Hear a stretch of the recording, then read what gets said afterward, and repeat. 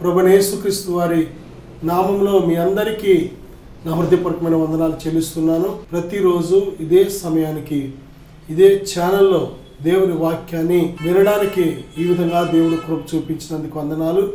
దేవుని వాక్యాన్ని వీక్షిస్తున్న మీ అందరికీ కూడా మరి లెక్కలేనని మిమ్మల్ని బట్టి దేవునికి స్తుతులు చెల్లిస్తున్నాను.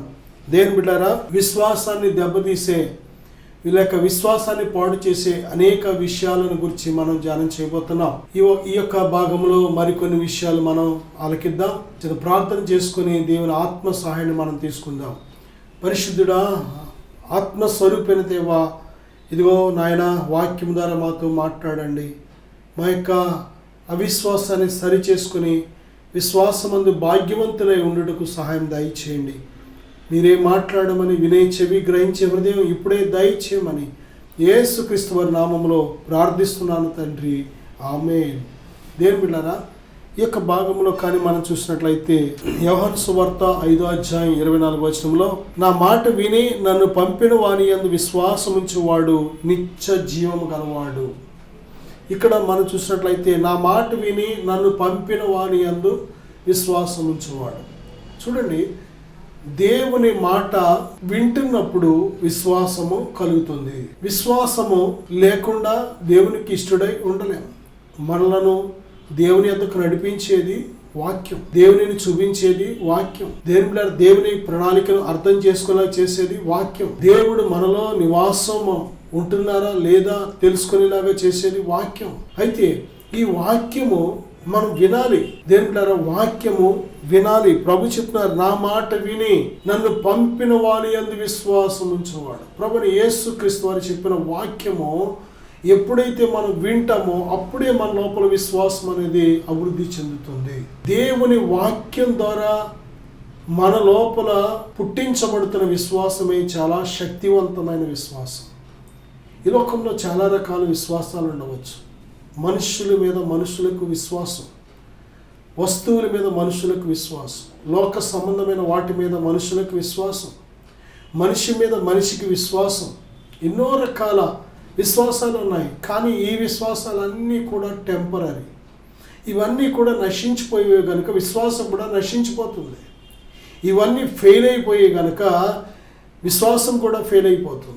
కానీ దేవుని అందరి విశ్వాసం నిత్యము నిలిచినది. ఎందుకంటే వాక్యము నిత్యము నిలిచేది. వాక్యం ఇచ్చిన దేవుడు నిత్యం నిలిచేవాడు. వాక్యమైన దేవుడు నిత్యుడు కనుక, ఆయన చెప్పిన వాక్యము నిత్యము కనుక, వాక్యము ద్వారా మన లోపల అభివృద్ధి చెందుతున్న విశ్వాసం కూడా నిశ్చలమైనది, నిత్యము నిలుచున్నది. దేని బిడ్డలారా, ప్రభు చెప్తున్న మాటలో, నా మాట విని నన్ను పంపిన వాని యందు విశ్వాసం ఉంచేవాడు. విశ్వాసము దేవుని వాక్యాన్ని వినుట వలన విశ్వాసం కలుగుతుంది. వాక్యం విన్న తర్వాతే దేవుని యందు విశ్వాసం ఉంచగలుగుతున్నావు.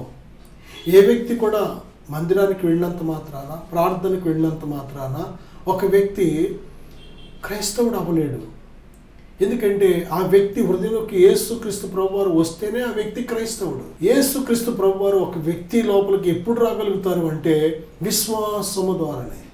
విశ్వాసం అనేది మనలో ఏర్పడలేనంతసేపు ఆయన మనలో నివాసం చేయలేడు. కనీసం ఆవగించంత పరిమాణంలో ఉన్న విశ్వాసమైన ఉంటేనే దేవుని కార్యాలు మన జీవితాల్లో చూడగలుగుతాం. దేని బిడ్డారా, ప్రార్థన చేయొచ్చు, కానీ విశ్వాసము లేని ప్రార్థన ఏ అద్భుతం చేయలేదు. మనం పాటలు పాడచ్చు, మనం ఎంత ఆరాధన చేయొచ్చు, కానీ విశ్వాసము లేని ప్రార్థన, విశ్వాసము లేని ఆరాధన మనకు తృప్తిగా ఉండవచ్చు, మనకు వినసొంపుగా ఉండవచ్చు, మన హృదయాలకు సాటిస్ఫైగా ఉండొచ్చేమో, కానీ దేవునికి మాత్రం సంబంధం లేనిదిగా ఉంటుంది. దేవుణ్ణి ఆరాధించేవారు విశ్వాసముతో ఆరాధించాలి. విశ్వాసము లేకుండా దేవునికి ఇష్టడైనట అసాధ్యం. దేవుని యొద్దకు వచ్చువాడు దేవుడు ఉన్నాడని, తను అడుగు వారికి ప్రతిఫలము దయచేయవాడని నమ్మాలి కదా. అసలు దేవుడు ఉన్నాడని విషయం తనకు తెలియకపోతే వాడు ఆరాధన చేసినా, వాడు ప్రార్థన చేసినా అదంతా కూడా ఓన్లీ తన తృప్తి కోసమే చేస్తున్నాడు, కానీ దేవుని కోసం చేసేది కాదు. నేను ప్రియమైన బిడ్డారా, విశ్వాసము ఎంత గొప్పదంటే దేవునిని మనకు చూపిస్తుంది. దేవుని స్వరం మనకు వినిపించేలాగా చేస్తుంది. దేవునిని మనం చూసేలాగా చేస్తుంది. మన ప్రార్థన, మన ఆరాధన, మన విజ్ఞాపన దేవునికి చేరేలాగా చేస్తుంది. విశ్వాస సహితమైన ప్రార్థన అద్భుతాలు చేస్తుంది. పరలోకం మన విశ్వాసానికి స్పందిస్తుంది. దేవుడు మన విశ్వాసానికి స్పందిస్తున్నాడు. ఆయన దేని ప్రియమైన బిడ్డలారా, అందుకే విశ్వాసమందు బలవంతులై ఉండాలి, విశ్వాసమందు భాగ్యవంతులై ఉండాలి. అపొస్తలుడైన పౌలు చెప్పినట్టు విశ్వాసమును కాపాడుకుంటుని నా పరుగు కడముట్టించి తినంటున్నాడు. మంచి పోరాటము పోరాడి తినంటున్నాడు. అంటే మన పోరాటం అంతా కూడా విశ్వాసాన్ని కాపాడుకోవాలి. విశ్వాసము ద్వారానే మన పితరులైన ప్రభునందు విశ్వాసం ఇచ్చిన వారందరూ కూడా విశ్వాసము ద్వారానే వారు ప్రయాణాన్ని ముగించినట్లు మనం చూస్తున్నాం. విశ్వాసము ద్వారా ఎన్ని గొప్ప కార్యాలు వారు జయించారు అంటే హెబ్రీ పత్రిక 11వ అధ్యాయం అంతా కూడా విశ్వాసము ద్వారా వారు జయించిన ఆ జై జీవితాన్ని గురించి గొప్ప లిస్ట్ మనం చూస్తాం. దేని బిడ్డారా, విశ్వాసము లేకుండా మనం దేవుని యొద్దకు వస్తున్నాం, కానీ దేవునికి ఇష్టలుగా బ్రతకలేకపోతున్నాం. విశ్వాసము లేకే ప్రభు శక్తిని మనం పొందుకోలేకపోతాం. విశ్వాసము లేకే ప్రభు శక్తి మనలోకి ప్రవహించకుండా అడ్డుబండలుగా ఉంటూ ఉంటాం. దేని బిడ్డారా, ఆయన మాట వినుట ద్వారా మన లోపల విశ్వాసం కలుగుతుంది. ఇది అద్భుతాలు చేసే విశ్వాసం. మనం అడిగిన ఉంచిన దానికంటే గొప్ప గొప్ప కార్యాలు జరిగించే విశ్వాసం. ఏ వైద్యులు చేయలేని కార్యాలు మన జీవితాల్లో చేసి పెడుతుంది విశ్వాసం. ఏ నరుడు కానీ, ఏ ధనము కానీ, ఏ అధికారం కానీ ఈ లోకంలో ఎవరు మానవ శక్తి సామర్థ్యతల చేత చేయలేని కార్యాలు చేసి పెట్టేది విశ్వాసం. ఇంత గొప్ప విశ్వాసాన్ని పాడు చేసేది ఏంటో తెలుసా? దేవుని మాట వినకుండా ఉండే జీవితం. ఈరోజు దేవుని వాక్యం వినకుండా చెవులు దురద చెవులు, ఈ లోక సంబంధమైన ఎంటర్టైన్మెంట్, నవ్వించేవి, కవ్వించేవి, డబుల్ మీనింగ్ మాటలు, అపవిత్రమైన మాటలు, ఇవన్నీ కూడా ఎంత వినడానికి ఆసక్తి చూపెడుతుందో మానవ హృదయం. మనల్ని బ్రతికించే మాటలు, మనల్ని జీవింపచేసే మాటలు, దేవుని వాక్యం దేని బిడ్డ వినడానికి మన హృదయాలు, మన చెవి ఎంతవరకు ఆసక్తి చూపెడుతున్నాయి. ఒక్క 10 నిమిషాలు వాక్యం లేట్ అయితే సణుగుకునేవారు. దేని బిడ్డ ఎవరైనా కొద్దిసేపు ప్రార్థన చేస్తే సణుగుకునేవారు. కొద్దిసేపు వాక్యం చదువుకుంటుంటే సణుక్కునేవారు. దేని బిడ్డ చాలామందికి ఎవరు మట్టికి వారికే వాక్యం అన్నా, దేవుని సన్నిధన్నా, ప్రార్థన అన్నా, దేని బిడ్డ ఆరాధన అన్నా, ఏదైనా సరే ఆత్మ సంబంధమైన కార్యక్రమాలంటే అసలు ఏమాత్రం కూడా ఇష్టము చూపలేని స్వభావం. దేని బిడ్డారా, వేటి కోసం మన హృదయం ప్రాకులాడుతుంది. అవసరమైనది ఒక్కటే, అదే ప్రభు ఇచ్చే ఆహారం, వాక్యం. ఆయన వాక్యాన్ని మనం దివారాత్రము ధ్యానించేవారిగా ఉండాలి. ఆయన వాక్యంతో మన హృదయాలు నింపబడేవిగా ఉండాలి. వాక్యంతో ఎంతవరకు నింపబడతావో దేవుని ఆత్మచేత అంతవరకు నింపబడతావు. వాక్యానికి ఎంతవరకు విధేయత చూపుతావో అంతవరకు దేవుని శక్తి చేత నింపబడుతూ ఉంటావు. దేవుని ప్రియబిడ్డ, ఈ సమయంలో మనం చూసినట్లయితే దేవుని వాక్యాన్ని మనం ఎంతగా వింటామో అంతగా మన లోపల విశ్వాసం తయారవుతుంది. అప్పుడు ప్రభు అయిన దేవుని యందు విశ్వాసం ఉంచి దేవుడిచ్చే నిత్య జీవాన్ని మనం పొందుకోగలుగుతాం. హబక్కూకు గ్రంథం 2వ అధ్యాయం 4వ వచనంలో, వారు యథార్థ పరులు కాక తమలో తాము అతిశయపడుదురు, అయితే నీతిమంతుడు విశ్వాసము మూలముగా బ్రతుకు. యథార్థత అనేది చాలా చాలా చాలా ప్రాముఖ్యం, మనకు అవసరమైన గుణం. దేవుడు యథార్థవంతుడు. మన మాటలో యథార్థత, మన చూపులో యథార్థత, మన ప్రవర్తనలో యథార్థత, మన క్రియలలో యథార్థత ఉంటుందా? ఒకసారి పరిశీలన చేసుకుందాం. మనం అన్ని పరిశీలన చేస్తాం కదా. కొత్తగా ఫోన్ కొన్నామంటే ఆ ఫోన్లో ఎన్ని ఫీచర్స్ ఉన్నాయో తెలుసుకునే వరకు వెతుకుతూ దాన్ని అత్తవాను చూసి నేర్చేసుకుంటాం. దేవుని బిడ్డ, నీకు అవసరమైన విలువైన ఈ సత్యం ఎంతవరకు తెలుసుకోవడానికి మనం ప్రయత్నం చేస్తున్నాం. యథార్థత లేకపోతే విశ్వాసం దెబ్బతింటుంది. ఇందాక దేవుని వాక్యం లేకపోతే విశ్వాసం దెబ్బతింటుంది. ఇక్కడ యథార్థ జీవితం లేకపోతే విశ్వాసం దెబ్బతింటుంది. ఎంత యథార్థవంతురాలుగా మనం బ్రతకగలుగుతామో అంతవరకు విశ్వాసం క్షేమకరంగా సెక్యూర్గా ఉంటుంది. మూడోదిగా చూస్తే యోహాను సువార్త 12:42-43 చూస్తే అయినను అధికారులలో కూడా అనేకులు ఆయన యందు విశ్వాసం ఉంచిరి గాని సమాజంలో నుండి వెలివేయబడుదుమేమో అని పరిసయ్యులకు భయపడి వారు ఒప్పుకొనలేదు. వారు దేవుని మెప్పు కంటే మనుషుల మెప్పును ఎక్కువగా ఆపేక్షించారు. ఇక్కడ మనం చూసినట్లయితే వారు దేవుని యందు విశ్వాసం ఉంచారు, కానీ ఆ యొక్క విశ్వాసం క్రియలతో కూడినదై లేకపోవడానికి కారణం ఏంటంటే వారిలో ఉన్న ఒక భయం. దేవుని యందు విశ్వాసం ఉంచిన వారు దేవుని కోసం బ్రతకాలి, సాక్షులుగా బ్రతకాలి భూమి మీద. హృదయంలో మాత్రమే విశ్వాసం ఉంచి నువ్వు సైలెంట్గా ఉంటే నీ విశ్వాసం సంపూర్ణం కాలేదు. నీ రక్షణ కూడా ఎప్పుడు సంపూర్ణం అవుతుందంటే నీ హృదయంలో ప్రభువుని విశ్వసించి నీ నోటితో ప్రభువుని ఒప్పుకుంటున్నప్పుడే రక్షణ. అలాగే విశ్వాసం కూడా సంపూర్ణం ఎప్పుడు అవుతుందంటే దేని బిడ్డలారా, హృదయంలో విశ్వసించి మనుషుల ఎదుటను ధైర్యంగా ప్రభు కోసం బ్రతకలిగినప్పుడే. అనేకులు అధికారుల్లో సైతము ప్రభునందు విశ్వాసం ఉంచారంట, కానీ వారు ఎవరికి భయపడ్డారంటే మనుషులకు భయపడ్డారు. అందుకే ప్రభు చెప్తున్నారు మత్తయి సువార్త 10 ఆత్మను చంపనేరక దేహమును మాత్రమే చంపువారికి భయపడకుడి, కానీ ఆత్మను దేహమును కూడా నరకములో నశింప చేయగల వానికి మిక్కిలి భయపడండి అని ప్రభు హెచ్చరిస్తున్నారు. నా సహోదరుడు, ఆ సహోదరి, మనం భయపడవలసింది దేవునికి.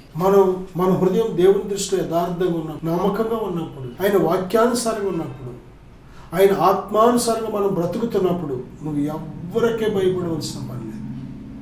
నువ్వు మనుషులు కొంతమందికి అపార్థం అవ్వచ్చేమో, కొంతమంది నిన్ను తప్పుగా అపార్థం చేసుకోవచ్చేమో, కొంతమంది నీ నీతిని, నీ భక్తిని, నీ పరిశుద్ధతను, నీ యథార్థ ప్రవర్తనను చూసి వారవలేక నీకు విరోధులుగా మారవచ్చేమో. భయపడకు. తీర్పు తీర్చేది దేవుడు, బహుమానం ఇచ్చేది దేవుడు. నీ యథార్థతను బట్టి, నీ అంతరంగ స్వభావాన్ని బట్టి నీకు గొప్ప బహుమానాలు, ప్రతిఫలాలు ఇచ్చేది దేవుడు. నా సహోదరుడా, సహోదరి, అంతరంగంలో యథార్థత కోరుతున్నాడు ఆయన. మన ప్రేమలో యథార్థత కావాలి, మన మాటలో యథార్థత కావాలి, మన భక్తిలో యథార్థత కావాలి. మనం చేసే ప్రతి విషయంలో, మనం మాట్లాడుతున్న ప్రతి విషయంలో, మనం నడుస్తున్న ప్రతి నడకలో యథార్థత కావాలి. యథార్థవంతులుగా మనం బ్రతికిన రోజే మన విశ్వాసం కూడా యథార్థంగా ఉంటుంది. యథార్థత తప్పినప్పుడు దేవుని కృపను కోల్పోతావు, మనుషుల దయలో కూడా వర్ధిల్లలేవు. ఇక్కడ మనం మూడో మాట మనం చూసినట్లయితే భయపడి, మనుషులకు భయపడి ఎంతో మంది వారి విశ్వాసాన్ని పాడు చేసుకున్నట్లు మనం చూస్తున్నాం. దేని బిడ్డారా, మరొక మాట కానీ మనం చూసినట్లయితే యోహాను సువార్త 14 మీ హృదయమును కలవరపడనీయకుడి, దేవుని యందు విశ్వాసం ఉంచుచున్నారు, నా యందునే విశ్వాసం ఉంచుడి. దేవుని యందు విశ్వాసం సరైనదిగా ఉండాలంటే, ఆ యొక్క విశ్వాసం గొప్ప కార్యాలు చేసేదిగా ఉండాలి అంటే, విశ్వాసం ద్వారా ఏదైనా దేవుని యొద్ద నుంచి పొందుకోవాలంటే మన హృదయాల్లో కలవరం అనేది రానివ్వకూడదు. కలవరం విశ్వాసాన్ని హరించేస్తూ ఉంటుంది, కలవరం విశ్వాసాన్ని ముక్కలు చేసేస్తూ ఉంటుంది. లాస్ట్కి విశ్వాసాన్ని ఒక యాసిడ్ లాగా కరిగించేస్తూ ఉంటుంది. కలవరం. ఎందుకు కలవరం? నమ్మదగిన దేవుడు, నువ్వు నమ్మిన ప్రభు నమ్మదగిన వాడు, నేను పిలిచిన వాడు నమ్మదగిన వాడు, నీకోసం సెలవులో ప్రాణం పెట్టి చనిపోయి తిరిగి లేచిన ప్రభు నమ్మదగిన వాడు, ఆయన నమ్ముకొనదగిన సహాయకుడు. ఆయన యందు విశ్వాసం ఉంచిన వారు చెడిపోయినట్టు ఎక్కడ చరిత్రలో లేదు. ఆయన యందు విశ్వాసం ఉంచకే ఇస్కరియోతు యూదా ప్రభు నమ్మలేదు, ప్రభు కంటే డబ్బుని ఎక్కువ ప్రేమించాడు, డబ్బు నమ్మాడు. నువ్వు దేన్ని ప్రేమిస్తావో దాన్ని నమ్ముతావో, దేన్ని నమ్ముతావో దాన్ని ప్రేమిస్తావు. ఇస్కరియోతు యూదా ప్రభు కంటే డబ్బును నమ్మాడు. దేని బిడ్డారా, చాలా మంది వేటి నమ్ముతున్నారు, ఈ లోక సంబంధమైన వాటిని నమ్ముతున్నారు. సాతాను చెప్పే అబద్ధాలు నమ్ముతున్నారు, మనుషులు చెప్పే మోసపు మాటలు నమ్ముతున్నారు, కానీ సత్యాన్ని చెబుతున్న ప్రభుని నమ్మలేకపోతున్నారు. అందుకే నష్టపోతుంది. ప్రభు సత్యవంతుడు, అబద్ధికుడు సాతానుగాడు. వాడు ఆది నుంచి అబద్ధికుడు, అబద్ధమునకు జనకుడు. దేని బిడ్డారా, దేవుని యందు సత్యము ఉన్నట్టుగా మనం ఆలకిస్తే మన జీవితంలో విశ్వాసం చాలా ఘనంగా పెరుగుతూ ఉంటుంది. 12 సంవత్సరాల నుండి రక్తస్రావం అనే వ్యాధితో బాధపడిన స్త్రీ ప్రభుని యేసుక్రీస్తు వారిని గురించి విన్నదంట. వినగానే ఆమె లోపల ఏం తయారైందో తెలుసా? విశ్వాసం తయారైపోయింది. విశ్వాసం ఎప్పుడైతే తయారైపోయిందో, నేను ఆయన వస్త్రపు చెంగు ముడితే చాలు నేను బాగుపడతానని వచ్చింది. దేని బిడ్డారా, మంచి హృదయంతో మంచి మనసుతో దేవుని వాక్యాన్ని ఆలకిస్తే, ఉన్నది ఉన్నట్టు నువ్వు వినగలిగితే, దేవుని గురించిన సత్యం ఉన్నది ఉన్నట్టు నువ్వు వినగలిగితే, నీ లోపల గొప్ప విశ్వాసం తయారవుతుంది, కావలసినంత విశ్వాసం తయారవుతుంది. ఆయన నీ విశ్వాసాన్ని బలపరిచే దేవుడు. నీ విశ్వాసాన్ని బలపరచడానికి అనేక సూచనలు ఇస్తూ ఉంటాడు. ఆయన ఆత్మచేతని నడిపిస్తూ ఉంటాడు. బలహీనులకు బలాభివృద్ధి కలుగు చేసే దేవుడు. దేని బిడ్డ, విశ్వాసం అందు బలహీనులుగా ఉండడం దేవునికి ఇష్టం లేదు. నీవు బలవంతుడిగా బలవంతురాలుగా ఉండాలని దేవుడు ఆశపడుతున్నాడు. దేవుని బిడ్డ, ఇదే అనుకూలమైన సమయం, ఇదే రక్షణ దినం, ఇదే ప్రభువు కోసం జీవించే సమయం. ప్రభువు నిన్ను ఎంతగానో ప్రేమిస్తున్నాడు. ఆయన విశ్వాసాన్ని పాడు చేసే ఏ పరిస్థితి అయినా సరే, అది భయం కావచ్చు, కలవరం కావచ్చు, లేక దేవుని వాక్యాన్ని వినకుండా అడ్డగించేది ఏదైనా సరే విడిచిపెట్టి మరొక విషయాన్ని కానీ మనం చూసినట్లయితే, రోమపత్రిక 9:33 ఇదిగో నేను అడ్డురాతిని అడ్డుబండను సియోనులో స్థాపించుచున్నాను, ఆయన యందు విశ్వాసముంచువాడు సిగ్గుపరచబడడు అని వ్రాయబడిన ప్రకారము వారు అడ్డురాయి తగిలి తొట్టిల్లిరి. రోమపత్రిక 10:11 ఏమనగా ఆయన యందు విశ్వాసముంచువాడు ఎవడను సిగ్గుపడడని లేఖనము చెబుతున్నది.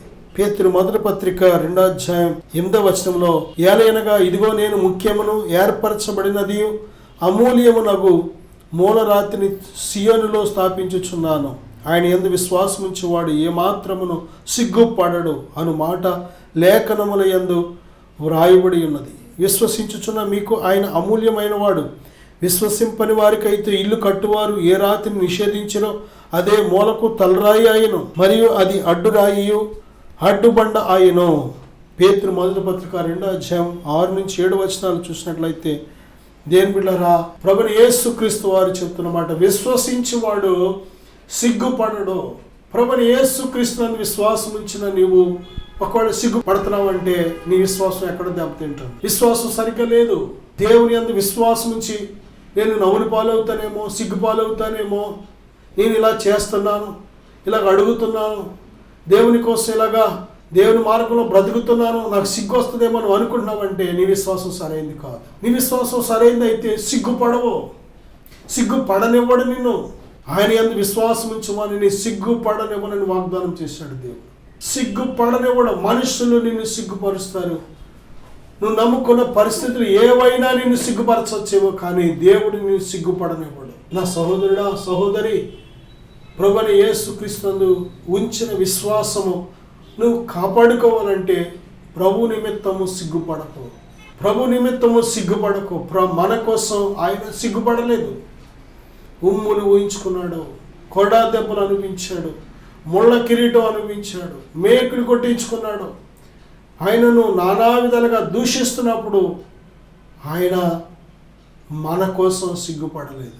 ఆయన పిల్లలమైన మనం రక్షించబడాలి అని, ఆ రక్షణ ప్రణాళిక నెరవేరితేనే కానీ మన ఆత్మలకు రక్షణ లేదు, మన పాపాలకు పాప క్షమాపణ లేదు కనుక ఆయన మన కోసం ఈ లోకానికి వచ్చి సిగ్గుపడలేదు. ఆయన చేయవలసిందంతా ఆయన కార్యక్రమం చేశాడు. మనం కూడా ప్రభు నమ్ముకున్న మనము సిగ్గుపడకూడదు. సిగ్గుపడితే ప్రయాణం చేయలేవు. ప్రభు నమ్ముకున్న నీవు సిగ్గుపడితే సాక్షిగా బ్రతకలేవు. నువ్వు సిగ్గుతో ఉంటే దేవుడు నీ ద్వారా కార్యాలు చేయలేడు. సిగ్గుపడనివ్వని దేవుడు సిగ్గుపరచబడలేదు. అబ్రహాము దేవుని కోసం ఎదురు చూసినందుకు సిగ్గుపడలేదు. ఇశ్రాయేలీలు ఐగుప్తులో నుండి రక్షణ కోసం 100 సంవత్సరాలు ఎదురు చూశారు, సిగ్గుపడలేదు. అన్న పిల్లల కోసం ఎదురు చూసింది, సిగ్గుపడలేదు.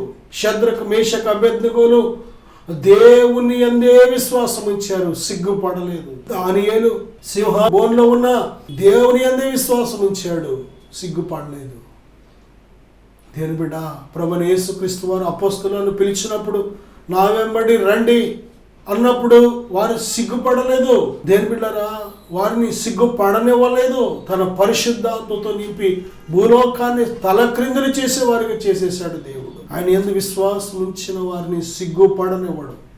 నువ్వు సిగ్గు పడుతున్నావు అంటే నీ విశ్వాసాన్ని చేతులారా నువ్వే పాడు చేసుకుంటున్నావు.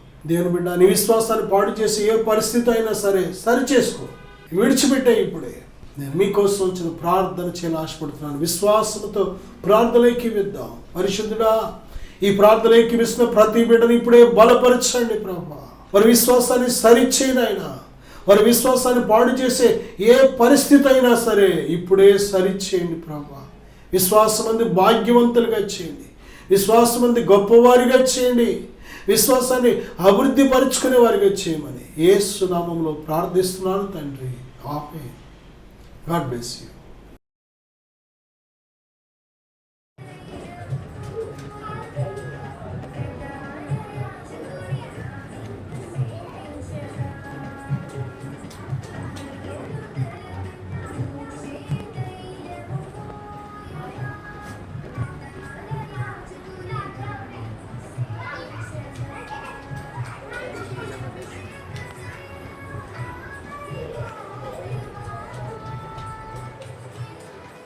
దేవుని నామానికి వందనాలు, దైవజనులకు వందనాలు, లైవ్లో చూస్తున్న మీ అందరికీ నా వందనాలు.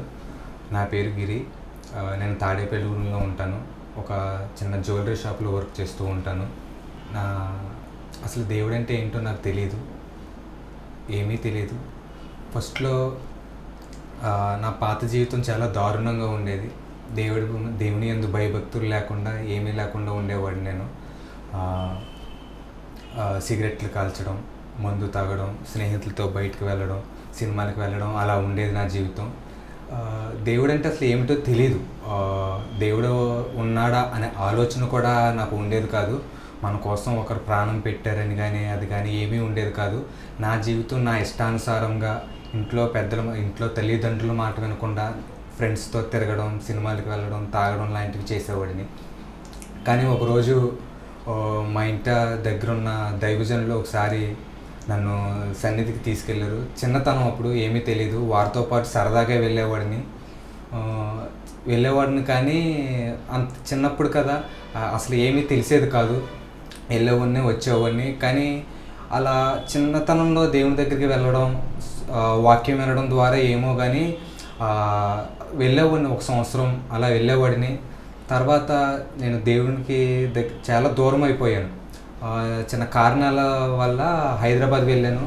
హైదరాబాద్ వెళ్ళడం వల్ల ఇంకా దారుణమైన స్థితికి నేను వెళ్ళిపోయాను. సిగరెట్లు కాల్చడం, సినిమాలు చూడడం వంటివి దేవుడికి పూర్తిగా వ్యతిరేకంగా ఉండేవాడిని. కానీ ఒకరోజు నా మనసుకు అనిపించింది, నువ్వు చర్చికి వెళ్ళేవాడివి, బైబిల్ చదివేవాడివి, దేవుని వాక్యం వినేవాడివి కదా, ఏమైందని నా మనసుకు అనిపించేది. అది నేను లెక్క చేసేవాడిని కాదు. ఫ్రెండ్స్తో, స్నేహితులతో పాటు నా ఇష్టానుసారంగా వెళ్ళేవాడిని. కానీ ఒకరోజు దైవజనులు నన్ను చూసి అమ్మ సన్నిధికి రాలేదు అని అడగడం వల్ల ఒకరోజు మళ్ళీ వెళ్ళాను. కానీ అలాగా అటువైపు ఉంటూ వాళ్ళకి తెలియకుండా, ఎవరికి తెలియకుండా సన్నిధికి వెళ్ళామన్న పేరుకే కానీ నా ఇష్టానుసారంగా ఉండేది జీవితం. కానీ ఒకరోజు దేవుడు నాతో మాట్లాడాడు వాక్యం ద్వారా. అప్పటి నుంచి నేను దేవుళ్ళో ఎదుగుతూ వచ్చాను. నేను 4 సంవత్సరాల క్రితమే నేను రక్షణ పొంది 4 సంవత్సరాలు అవుతుంది. అప్పటి నుంచి నేను దేవుళ్ళో ఎదగడం ప్రారంభించాను. నేను 2021 సంవత్సరం నవంబర్ 26 రక్షణ పొందాను. దేవుడు నాకు మంచి రక్షణనిచ్చాడు. దేవుడు అనేక కార్యాలు నా జీవితంలో దేవుడు చేశాడు. రక్షణ పొందిన ముందు నా జీవితం చాలా దారుణంగా ఉండేది. స్నేహితులతో బూతులు మాట్లాడడం కానీ, లేకపోతే స్నేహితులతో తిరగడం కానీ మరీ దారుణంగా ఉండేది నా జీవితం. స్నేహితులతో కలిసినప్పుడు సిగరెట్లకి డబ్బులు లేకపోతే మేము ఒక చోటన సిగరెట్లు కాల్చేవాళ్ళం. అక్కడ అగ్గిపెట్టెలతో పాటు సిగరెట్లు కాల్చేసాక చిన్న చిన్న ముక్కలు వదిలేస్తాం కదా, డబ్బులు లేనప్పుడు అవి ఏరుకొని మరీ సిగరెట్లు కాల్చేంత దీనమైన స్థితిలోకి నేను వెళ్ళిపోయాను. దేవుడు ఆ బంధకాల నుంచి దేవుడు నన్ను విడిపించాడు, మందు నుంచి విడిపించాడు, సినిమాల నుంచి విడిపించాడు. అలా వాక్యం వింటూ నవంబర్ 26, 2021 సంవత్సరంలో నేను రక్షణ పొందిన కానించి దినదినము నా ఆత్మీయ స్థితి పెరగడం ప్రారంభించింది. అలాగే ఒకసారి మా సన్నిధిలోనే దైవజనులు ఎన్ఎన్టీ వాటర్ ప్రార్థన చేయడం ప్రారంభించారు. నేను అది విన్నాను. అక్కడ స్వస్థత జరుగుతుందంట అని నేను విన్నాను. ఆ రోజు నేను అనాయింటింగ్ వాటర్ ప్రార్థన చేసే రోజు నేను వెళ్ళిన రోజు నాకు ఇప్పటికీ ఇంకా నా మనసులో ఉంది. దేవుడు ఆయన ఆత్మతో నింపడం నేను గుర్తుంచుకున్నాను. అది మొదటిసారిగా నా జీవితంలో జరగడం వలన నేను ఇప్పటికీ నా మనసులో ఉండిపోయింది. దైవజనుడు అలా చెయ్యి మీద పెట్టి ప్రార్థన చేస్తున్నప్పుడు నేను కళ్ళు మూసుకున్నాను. ఇది నా మొదట దేవుడు నన్ను తాకిన స్థితి ఇప్పటికీ నా మనసులో ఉంది. ఆయన చెయ్యి పెట్టి ప్రార్థించినప్పుడు దేవుడు ఆయన ఆత్మతో నింపాడు. అది మీకు చెప్పడానికి ఎలా అంటే, నడినెత్తి నుంచి అరికాలు వరకు మనకి నీటి బిందువు ఇక్కడ వేస్తే ఎలా అయితే కిందకి జారుకుంటా వస్తుందో ఆ బటన్ వేలు వరకు, అలా ఆయన ఆత్మతో నింపడం నేను గ్రహించాను. అప్పటి నుంచి నా ఆత్మీయ స్థితి దినదినము అభివృద్ధి చెందింది. అలాగే 2 సార్లు అనాయింటింగ్ వాటర్తో నన్ను ప్రార్థన చేశారు. మొదటిసారిగా అలా అభిషేకంతో నింపాడు దేవుడు. రెండవసారి ప్రార్థన చేస్తున్నప్పుడు మన చీకటి గదిలో ఉన్నట్టుండి స్విచ్ చేస్తే ఒకేసారి వెలుగు ఎలా వస్తుందో అలా నా కనులకు అలా అనిపించింది. చుట్టూరు చీకటి, ఒక్కసారిగా మన చీకటి గదిలో పెట్టేసి ఎలాగైతే స్విచ్ ఆన్ చేస్తామో లైటు, ఎలాగైతే ఒకేసారి వెలుగు వస్తుందో అలా వెలుగు వస్తుంది. ఆ 2 సార్లు అనాయింటింగ్ వాటర్ ద్వారా నేను దేవుళ్ళో ఆయన నాతో ఉండడం గ్రహించాను. అప్పుడు లైవ్లో చూస్తున్న మీ అందరికీ నా వందనాలు. నా పేరు గిరి. నేను తాడేపల్లిలో ఉంటాను. ఒక చిన్న జ్యువెలరీ షాప్లో వర్క్ చేస్తూ ఉంటాను. నా ఆత్మీయ జీవితంలో దేవుడు ఎన్నో కార్యాలు చేశాడు, ఎన్నో అద్భుతాలు చేశాడు. నేను దేవుళ్ళలోకి వచ్చిన తర్వాత మామూలుగా నేను రక్షణ పొందినప్పుడు నా బంధువులు అందరూ నన్ను దూరం చేశారు, నా స్నేహితులు అందరూ నన్ను దూరం చేశారు. కానీ ఆయన ప్రేమ నన్ను ఎంతగానో ఆదరించింది, ఎంతగానో నన్ను ఆదరించి దగ్గరికి తీసుకుంది. ఎంతోమంది ఎందుకురా అలా చేస్తున్నావు, ఇలా చేస్తున్నావు అని ఎంతోమంది నన్ను నలుగురిలో అడిగారు, ఇంటికి పిలిచి కౌన్సిలింగ్ ఇచ్చారు. ఎంతోమంది ఎన్నో విధాలుగా ఇబ్బంది పెట్టారు, అందరూ దూరం చేయడం. కానీ అప్పుడు నేను ఎంతో బాధపడ్డాను. కానీ దేవుడు నన్ను ఎంతగానో ఆదరించాడు. ఆయన నా మనసు ఎంతో తేలికపరిచాడు. అనేకమైన సార్లు ఒక్కొక్కసారి కొంతమంది మనుషులు దూరం చేస్తున్నప్పుడు కూడా ఎంతో బాధపడేవాడిని. కానీ ఆయన చూపించిన ప్రేమ ముందు నాకు ఏమేమి సరిపోలేదనిపించింది. కానీ దేవుడు నా జీవితంలో ఎన్నో కార్యాలు చేశాడు, ఎన్నో అద్భుతాలు చేశాడు. నా మనసు అప్పటి నుంచి నెమ్మదిగా ఉంది. దేవుడు అనేక కార్యాలు నా జీవితంలో చేశాడు. ఇప్పుడైతే ఇదివరకైతే బాధపడేవాడిని, కానీ ఇప్పుడైతే దేవుడు నా జీవితంలో వచ్చిన తర్వాత ఎవరి గురించి కానీ బాధ కానీ ఎటువంటి కానీ ఏమీ లేదు. దేవుడితో నేను ఆత్మీయంగా ఎంతో ఆయనతో పాటు నడుస్తున్నాను. ఆయన ఎంతగానో నన్ను ఆదరిస్తున్నాడు. అనేక కార్యములు దేవుడు నా జీవితంలో చాలా చేశాడు.